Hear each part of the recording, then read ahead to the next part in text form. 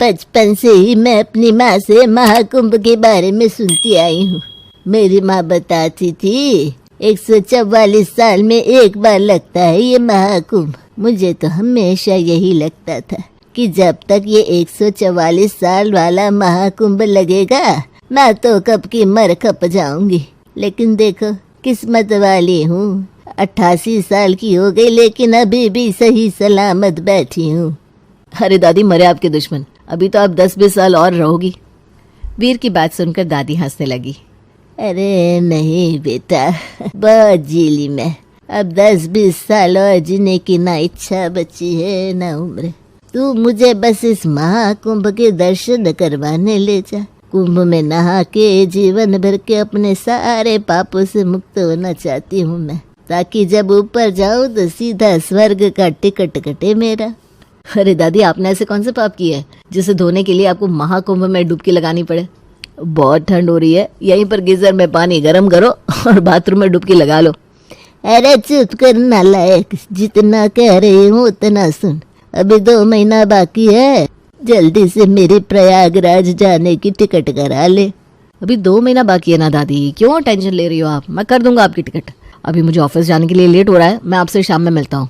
दादी को टालने के बाद वीर जल्दी जल्दी अपने ऑफिस के लिए निकल जाता है। 1 हफ्ते बाद दादी वीर की पत्नी सीमा से कहती है, वीर को मैंने कहा था मेरी कुंभ के लिए टिकट करा दे, उसने कराई नहीं अभी तक। आजकल तो रोज ऑफिस से लेट ही आता है, मैंने तो कई दिन से देखा ही नहीं उसे। हाँ दादी, ऑफिस में आजकल बहुत काम रहने लगा है। सुबह भी जल्दी ही निकल जाते हैं और रात में भी ऑफिस से लेट आते हैं। जब तक ऑफिस से लौटते हैं आप सो चुकी होती हैं, इसलिए आपने कई दिन से उन्हें नहीं देखा। आप चिंता मत करिए, आज शाम को आएंगे तो मैं उन्हें याद दिला दूंगी। अरे नहीं बेटा, इतना काम है उसके पास, रहने दे, उसे परेशान मत कर। मैं किशन से कहकर करवा लूंगी। और वैसे भी अब इस उम्र में अकेली तो इतना दूर जाऊंगी नहीं, किसी को तो मेरे साथ चलना ही पड़ेगा ना। ऐसा करती हूँ, अपने साथ किशन और रमा बहू का भी टिकट करवा लेती हूँ। हम तीनों बड़े बुजुर्ग गंगा में डुबकी लगा कर आएंगे। दादी जी, महाकुंभ है, हमें कौन सा दोबारा देखने को मिलने वाला है? 150 साल तक कौन जिंदा रहने वाले हैं? अगर आप जाएंगे तो हम भी आपके साथ जरूर आएंगे। ठीक है, तो फिर मैं किशन से कहकर सबकी टिकट निकलवा देती हूँ। शाम के समय जब सीमा का ससुर किशन दफ्तर से लौटता है तो दादी एक बार फिर कुंभ स्नान की बात लेकर बैठ जाती हैं। अरे माँ की अब उम्र हो चली है, मुझे तो लगता है सठिया गई है अम्मा। एक बात को पकड़ कर बैठ जाती है। अब ये महाकुंभ का नया तुर्रा पाल लिया इन्होंने। मैं कहता हूँ टीवी देखना बंद करवाओ इनका। पूरा दिन टीवी पर अगड़म बगड़म देखती है और फिर हमारा जीना मुश्किल कर देती है। अरे किशन, अब लोग आए के साथ ही गुपचुप करता रहेगा या बाहर आकर अम्मा की भी सुनेगा तू? अब आ रहा हूँ अम्मा, जरा थकान हो गई है, चाय बनवाई है, पीकर आता हूँ। अरे नास पीटे, क्या लुगाई के पल्लू के नीचे बैठकर चाय पिएगा? यही दे जाएगी तेरी बीवी चाय। क्या अम्मा, तुम जरा सा लिहाज नहीं करती हो। अब बेटे बहू वाला हो गया हूँ मैं, घर में मेरी भी कोई इज्जत है कि नहीं? अरे चुप कर नालायक, माँ को इज्जत का पाठ पढ़ाएगा। अब बहू आ जरूर गई है घर में, लेकिन तेरी जवानी अभी कहाँ जा रही है? दुकान से आकर यहाँ 5 मिनट मेरे पास नहीं बैठ सकता, सीधा कमरे में भागता है जैसे कल का ब्याला हो। अरे जाने दीजिए ना, क्यों अम्मा जी मुंह खुलवा रहे हैं आप दोनों को तो अपनी इज्जत की पड़ी नहीं है, लेकिन मुझे बहू के सामने अपनी इज्जत की भजिया नहीं बनवानी। इनकी तरफ से मैं माफी मांगती हूँ अम्मा, जाने दीजिए। आप बताइए क्या कह रही थी आप? अब करी ना इस्ते पते की बात। तू ये बता, करा दी तूने टिकट? अरे अम्मा, अभी बहुत टाइम है, प्रयागराज ही तो जाना है, चांद पे थोड़ी ना जाना है जिसके लिए महीनों पहले से तैयारी करनी पड़े। आप चिंता ना करो, मैं सब मैनेज कर लूंगा। बस आप ना अपने घुटनों की मालिश कराकर एकदम फिट फाट हो जाओ। लास्ट मोमेंट पर आप पीछे मत हट जाना। बेटा, बचपन में तेरे घुटने चटकने लगे, लेकिन मैं तो अभी तक एकदम फिट हूँ। अरे खेतों में काम किया है हमने, बहुत ताकत है मेरे अंदर अभी। किशन की मां कमला की दिल्ली इच्छा थी कि वो इस बार महाकुंभ में डुबकी लगाए, और इसके लिए उन्होंने काफी दिन से पूरे घर में कोहराम मचाकर रखा हुआ था। लेकिन जब बेटे किशन ने जिम्मेदारी अपने कंधों पर ली तो कमला देवी के मन को थोड़ा संतोष हो गया। पूरे 2 महीने बाद, अरे किशन, ये टिकट कराने की जिम्मेदारी तूने अपने माथे ली थी ना?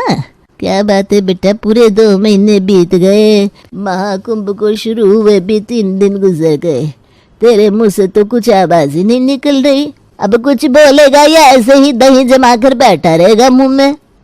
अरे अम्मा, कितनी बार तो बोला आपको कि बहुत काम रहता है मुझे दुकान में, सांस लेने तक की फुर्सत नहीं है, और तुम 2 महीने पुरानी बात पूछ रही हो। आपको याद दिलाना चाहिए था ना।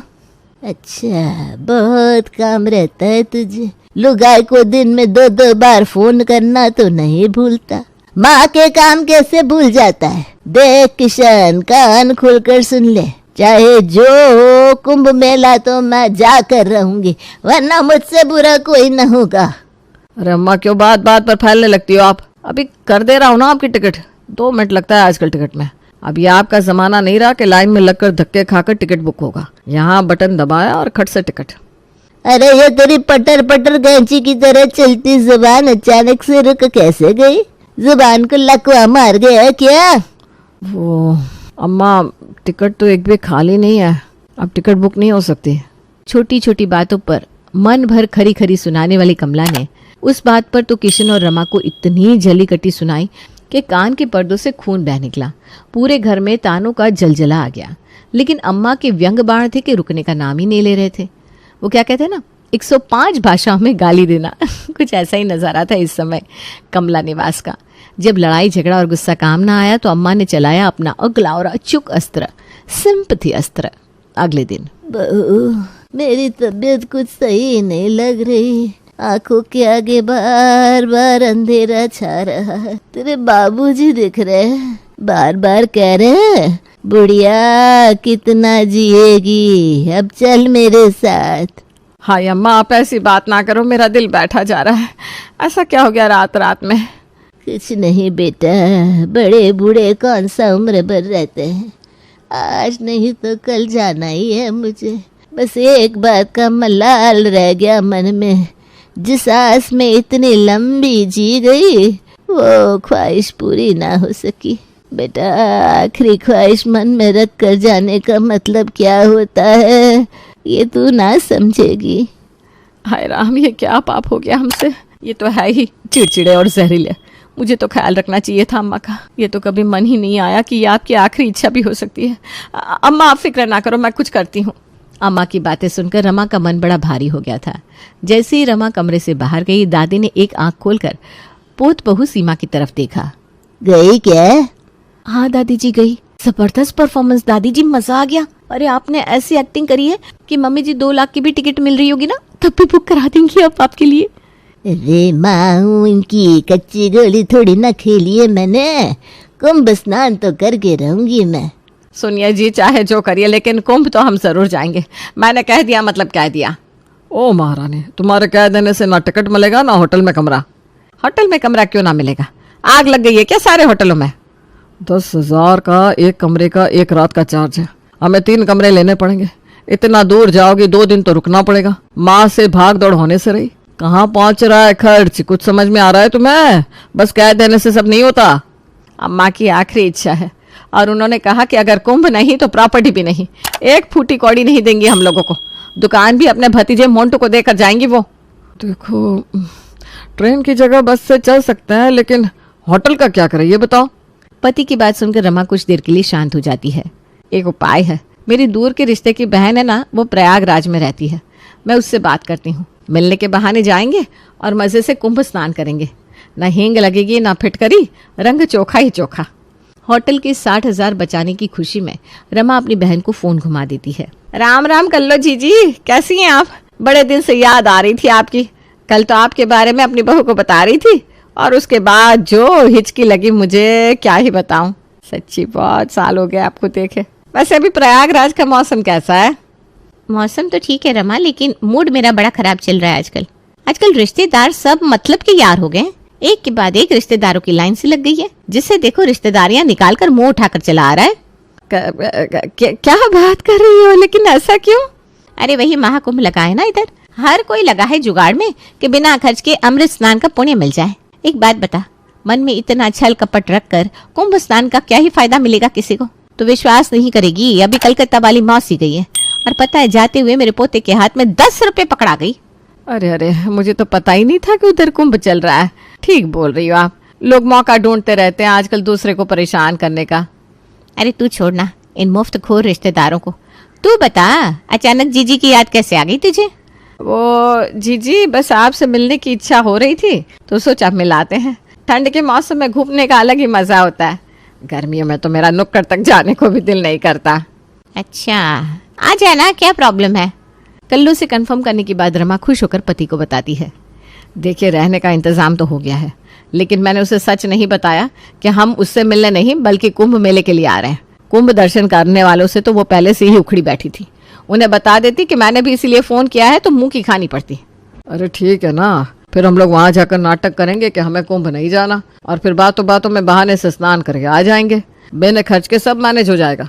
रमा और किशन ने पूरा प्लान बना लिया था और अब वो पूरे परिवार को लेकर कल्लू के यहाँ पहुंच गई थी। अरे रमा बहू, ये कैसा सस्ता सा होटल कर लिया किशन ने। इतना पैसा कमाता है, दुकान से कोई ढंग का होटल नहीं ले सकता था। क्या कह रही हो अम्मा, ये होटल नहीं है, मेरी जीजी का घर है। हम उनके घर में ही रुकने वाले हैं। कुछ तो सोचकर बोला करो। अरे कौन सी जीजी, तेरी यहाँ प्रयागराज में पैदा हो गई? तेरी बहन तो नासिक रहती है। जब हम उज्जैन गए थे तो उसके यहाँ रुके थे, बड़ी दावत उड़ाई थी उसके यहाँ, काफी खर्चा बच गया था।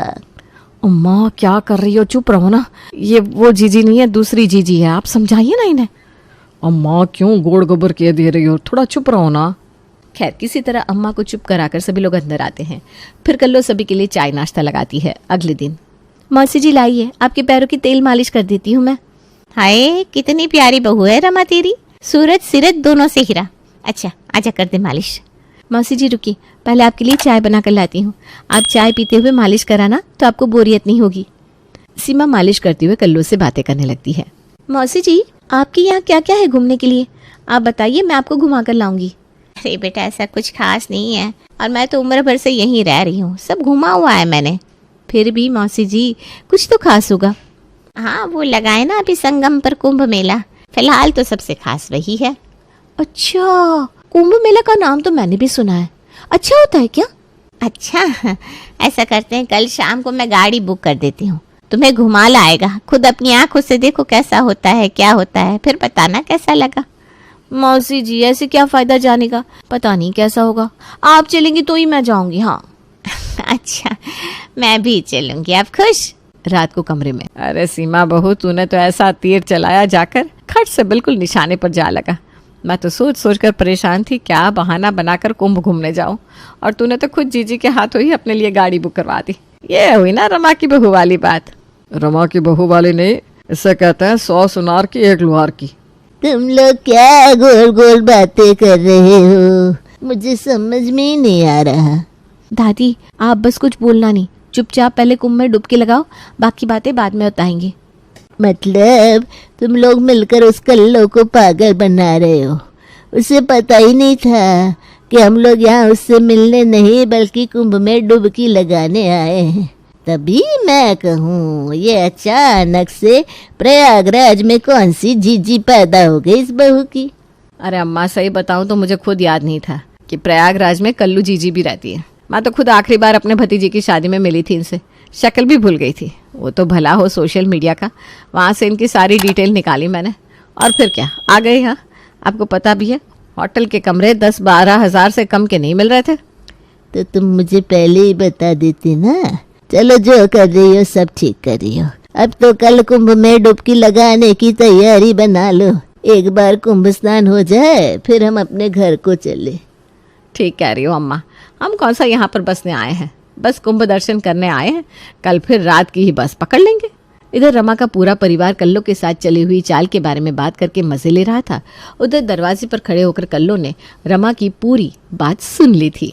तो इसका मतलब रमा, तूने भी मुझे धोखा दिया। तू भी यहाँ पर उन मुफ्तखोर रिश्तेदारों की तरह सिर्फ होटल के पैसे बचाने के लिए आई है। अगर ये बात भी थी तो मुझसे खुलकर कह देती, मैं कौन सा तुझे अपने घर में आने से मना कर देती। लेकिन ये जो तूने मेरी भावनाओं के साथ खेल खेला है ना, इसके लिए मैं तुझे माफ नहीं करूंगी। अब तो तुझे मेरे इमोशंस को हर्ट करने की कीमत चुकानी ही पड़ेगी। अगले दिन अम्मा, रमा, उसकी बहू और बाकी के परिवार वाले कुंभ मेला जाने के लिए तैयार हो रहे थे। तभी उनके पड़ोसी गिरती पड़ती हालत में वहां आते हैं। कल्लो बहन, एक गिलास पानी पिलाओ जरा। अरे भाई साहब, आपकी हालत तो बड़ी बुरी लग रही है। क्या बात है, किसी से लड़ाई झगड़ा हो गया क्या? अरे नहीं बहन जी, लड़ाई झगड़ा नहीं हुआ। वो तो मैं अपने रिश्तेदारों के साथ कुंभ मेला गया था। पूरी रात लाइन में खड़े रहे, तब जाकर सवेरे नंबर आया। और उसके बाद भी इतनी धक्का मुक्की, ऐसी मार कूट मची है वहां पर। स्नान करने के बाद वहां से निकलते निकलते मेरी हालत ऐसी हो गई। मैं तो कह रहा हूँ किसी भी बड़े बुजुर्ग और कमजोर दिल वाले को वहां जाना ही नहीं चाहिए। मैं तो बस किसी तरह अपनी जान बचा कर लौटा हूँ। क्या बात कर रहे हैं आप भाई साहब? बिल्कुल ठीक कह रहा हूँ बहन जी। अरे घर पर ही गंगा जल से स्नान कर लो, लेकिन वहां जाकर तो बड़ी बुरी स्थिति होने वाली है। वैसे आप लोग भी कहीं जा रहे थे क्या? सब लोग तैयार नजर आ रहे हैं। अब क्या बताए भाई साहब, हम तो खुद कुंभ ही जा रहे थे। वो मेरी बहन आई है ना, तो हमने सोचा बच्चों को घुमा लाते। क्या बात कर रही हैं आप? अरे इतनी बुजुर्ग महिलाएं आपके साथ है, वो कोई बच्चों को घुमाने लायक जगह है? साधु और नागा बाबा का ऐसा हुजूम चल रहा है कि ना पूछो। वहाँ की भीड़ देखकर ही घबराहट होती है। पड़ोसी तो कुंभ की सारी कहानी सुनाने के बाद वहां से लौट गए थे और इधर दादी को भीड़ और धक्का मुक्की के नाम से घबराहट होने लगी। रमा बस हो गया मेरा कुंभ स्नान, तू ऐसा कर कैंसिल कर, मुझे नहीं जाना कुंभ में। अरे भैया, भीड़ में मरना नहीं चाहती मैं तो इज्जत की मौत मरूंगी। बेटा तुम्हारी दादी सही कह रही है, मेरी बिना हिम्मत जवाब दे गई है। और मैं कौन सा जवान हो रखी हूँ, वहाँ भगदड़ मच गई तो मैं भी संभल नहीं पाऊंगी। तुम ऐसा करो, अपने घर वापस चलो, हमें कहीं नहीं जाना।